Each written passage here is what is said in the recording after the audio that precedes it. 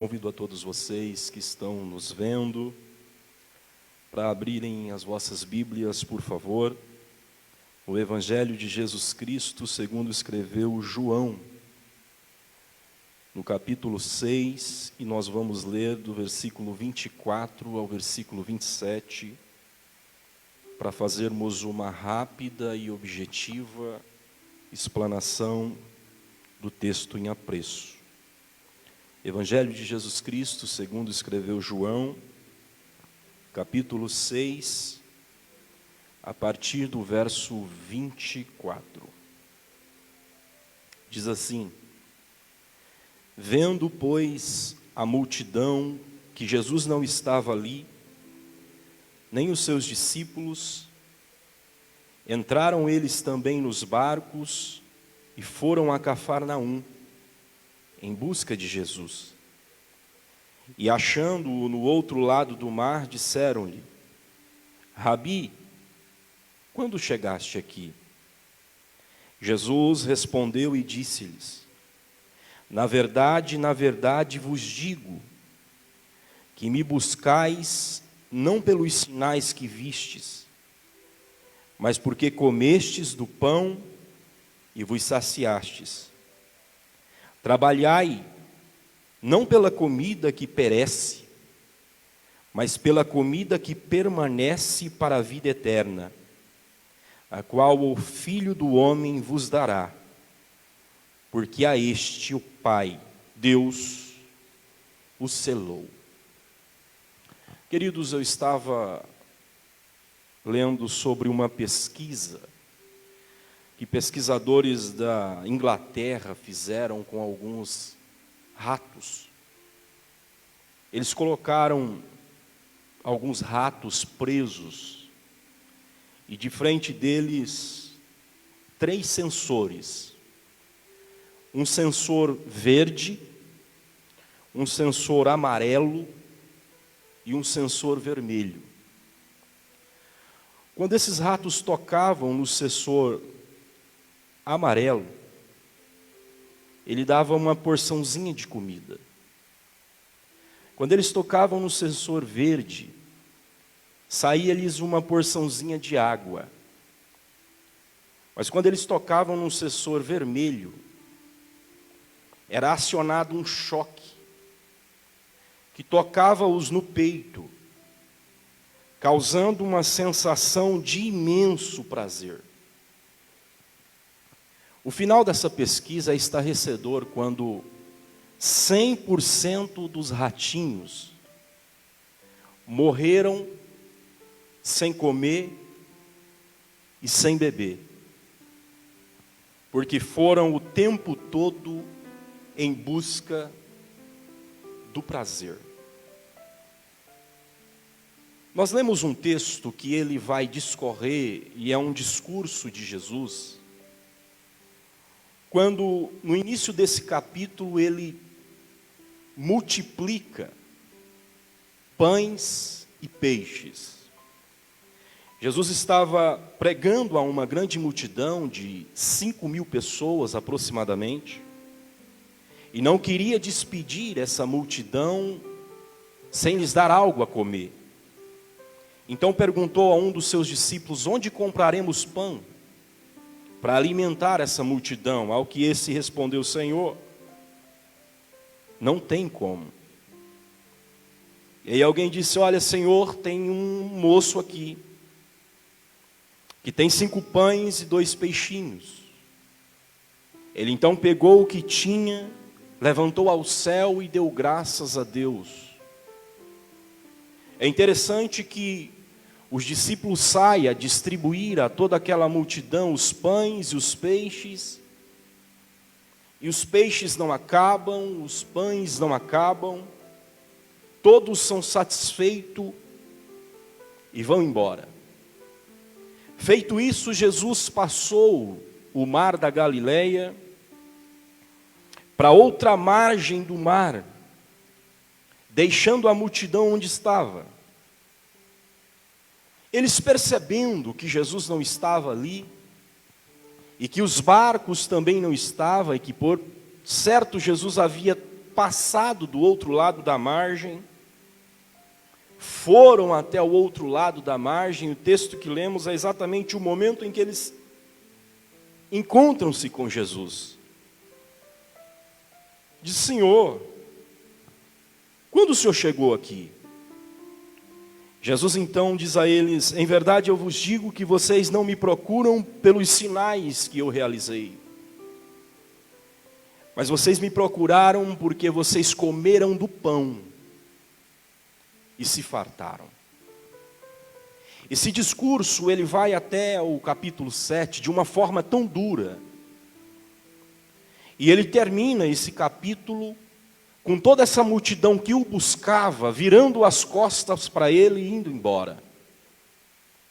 A ponto de ficar somente os seus discípulos, e os mesmos disseram a ele: Senhor, esse discurso é muito duro. Quem o poderá ouvir? Ao que Jesus respondeu: se vocês querem ir com eles, podem ir. E aí Pedro dá a resposta que Jesus esperava: Senhor, para quem iremos nós? Só tu tens palavras de vida eterna. O ser humano corre atrás dos prazeres dessa vida, de forma que existem vários públicos neste momento me ouvindo e me vendo. Aqueles que buscam Jesus pelos seus milagres, e aqueles que buscam Jesus pelo que Ele de fato é. Aqueles que buscam Jesus pelo que Ele já fez na cruz do Calvário, e aqueles que buscam Jesus pelo que Ele pode fazer por eles, em um momento de dor, de dificuldade, de angústia. O tempo que nós estamos vivendo é um tempo de revelações estarrecedoras, de pessoas que estão virando as costas para Jesus, pelo simples fato de Ele não nos afagar no momento que nós queremos.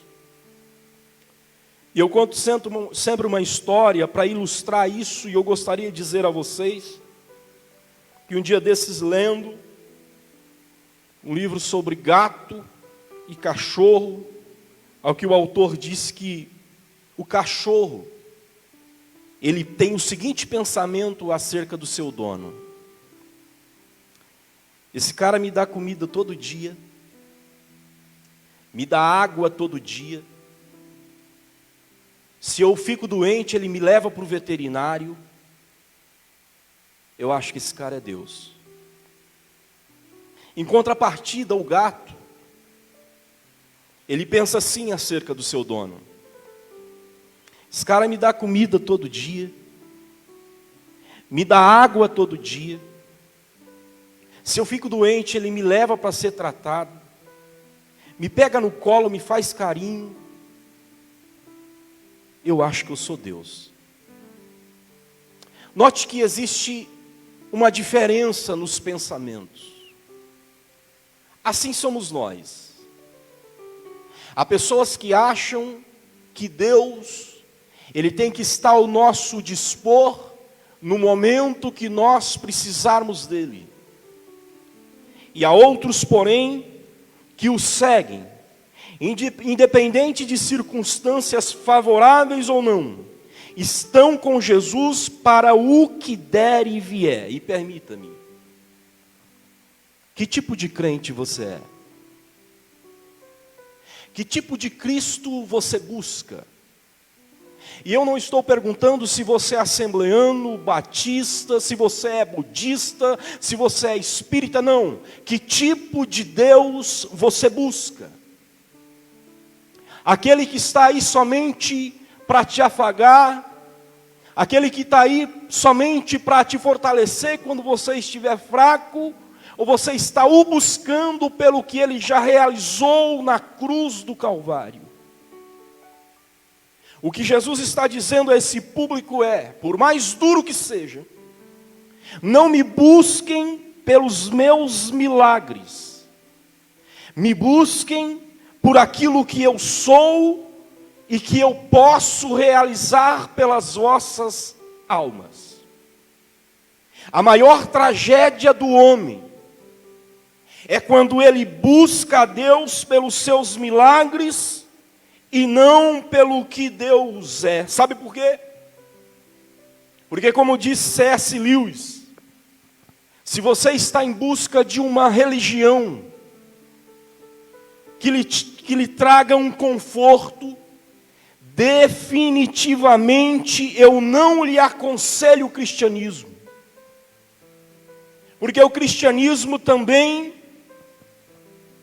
você vai sofrer. Não é porque você é crente que você vai triunfar em todas as horas. E aqui vai um recado também àquelas pessoas que no momento que estamos vivendo de pandemia, dizem: cadê Deus?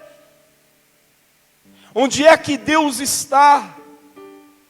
Espera lá, você procura Deus pelo que Ele já fez na cruz, ou pelo que Ele pode fazer neste momento, aliviando as nossas dores físicas, ou as nossas dores passageiras? Você, meu irmão, que está num leito de hospital nesta hora, que está sofrendo com as dores de um câncer, que está em dificuldade por causa dos problemas que esta vida causa, Jesus pode te curar, mas se Ele não te curar, você não passará e não sentirá a segunda morte, que é a morte eterna. Existe um céu esperando você. Não busque a Deus somente pelos presentes que Ele possa lhe dar. Busque a Deus também, no meio de toda essa tempestade que o mundo está vivendo. Você está dizendo: não, eu não te adoro pelo que o Senhor faz, eu lhe adoro pelo que o Senhor é, e pelo que o Senhor já realizou pela minha vida, lá na cruz do Calvário. Bendito seja o nome do Senhor. A maior tragédia da humanidade é olhar para Deus como um Deus imediatista, que vai lhe tirar o frio quando você sentir o frio, que vai lhe tirar as dores quando você sentir as dores. Não. O maior privilégio de um crente é olhar para esta vida passageira, monótona, cansativa, desafiadora, e saber que o nosso descanso não é aqui. É por isso que Paulo diz: o homem que espera em Deus só nesta vida é o mais miserável de todos, porque esta vida, ela é monótona, ela é cansativa. Você pode estar me vendo, estar sentindo as dores de uma enfermidade que te assusta neste momento. Ela pode até matar o seu corpo, mas ela não vai matar a sua alma, porque a sua alma está segura no sangue de Jesus Cristo, que foi vertido na cruz do Calvário. Bendito seja o nome do Senhor. Portanto, estejamos nós atentos, para não buscarmos a Deus pelos seus feitos, pelos seus atos milagrosos, porque há pessoas que, quando sentem uma dor que Deus não cura, logo viram as costas para Jesus. Oh, meu irmão, o milagre de Jesus já foi feito, e o maior milagre é que o pecado não tem domínio mais sobre nós. Ele levou sobre si as nossas dores, mas foi as dores espirituais, aquela que você não consegue curar, aquela que a medicina não tem remédio, aquela que cirurgia não cura. O sangue de Jesus Cristo te cura da dor do pecado. E por último, eu encerro dizendo que havia um pai, uma filha de 5 anos de idade, que a sua esposa adoeceu e morreu. E ele sepultou a sua esposa. E naquela primeira noite sem ela, chegou em casa, colocou a filha para dormir, foi para a sala e em lágrimas dizia: me ajuda, Deus. As luzes todas apagadas, quando de repente ele começa a ouvir a voz da sua filha dizendo: papai, papai. Ele levantou-se do sofá e disse: filha, vem. O papai está aqui na sala. Ela veio tateando, até chegar nele. Quando chegou, ela disse: papai, eu estou com saudade da mamãe. E ele disse: filha, mamãe não vai voltar mais para casa, e o papai já falou com você sobre isso. Agora eu, você, Deus. Ela deitou no colo dele e disse: papai, sabe que eu não estou conseguindo ver o teu rosto nesse escuro, mas eu sei que o Senhor está aqui. Dito isso, ela adormeceu, dormiu. Nesse momento, você pode procurar Deus nas escuridões da vida. Tem gente que está me vendo e não está vivendo só uma noite escura por conta da pandemia, mas está vivendo noite escura da sua vida. Existe algo na sua história que não está afinado como você gostaria. Existem áreas da sua vida que não estão conforme o seu desejo. E pode ser que isso Deus não vai fazer por você. Mas permita-me, em nome de Jesus, dizer a você que por mais que pareça que a noite está escura e não vai amanhecer tão cedo, eu queria que você pudesse sentir a presença de Deus aí com você.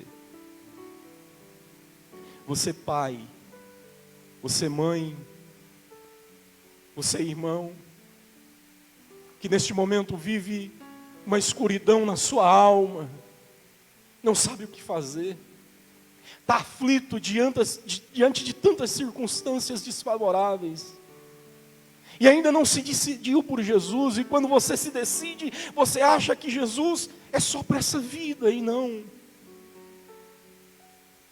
O maior benefício do Evangelho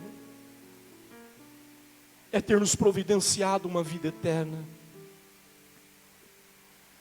Você pode até morrer aqui, mas tem a promessa de que um dia vai ressuscitar para uma vida eterna que Cristo preparou por nós.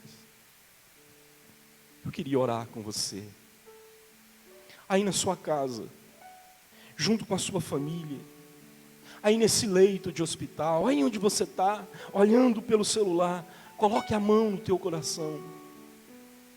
Permita a presença de Deus falar com você, não de forma audível não, mas no fundo da sua alma.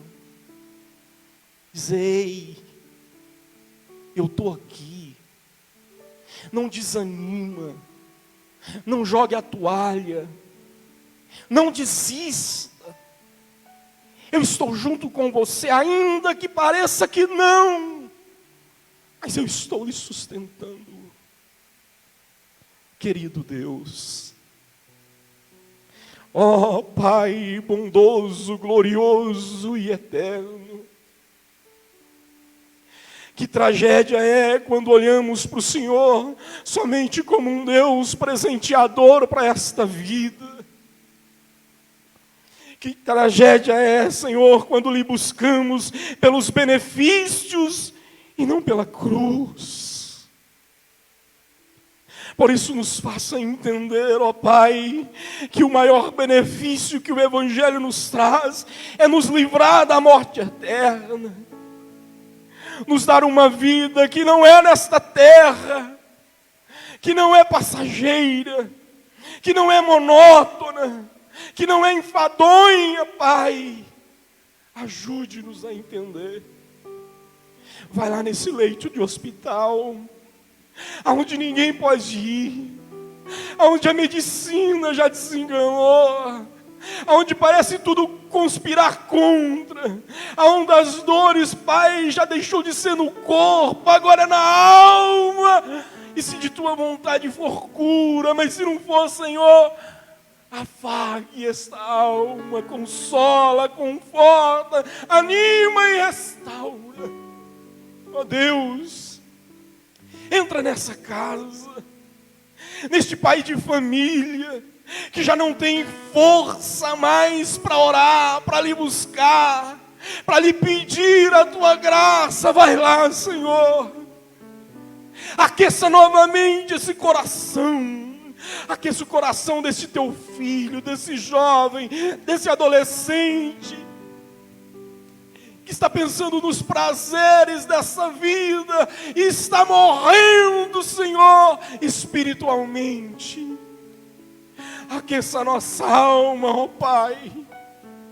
Não nos deixe sermos pessoas com a síndrome azafiana, que olhando para outros que prosperam, queremos lhe abandonar, queremos lhe virar as costas. Não, Senhor, nós queremos ser fiel no pouco, no muito, na saúde, na doença, na alegria, na tristeza, nos faz triunfar em Ti, em nome de Jesus Cristo.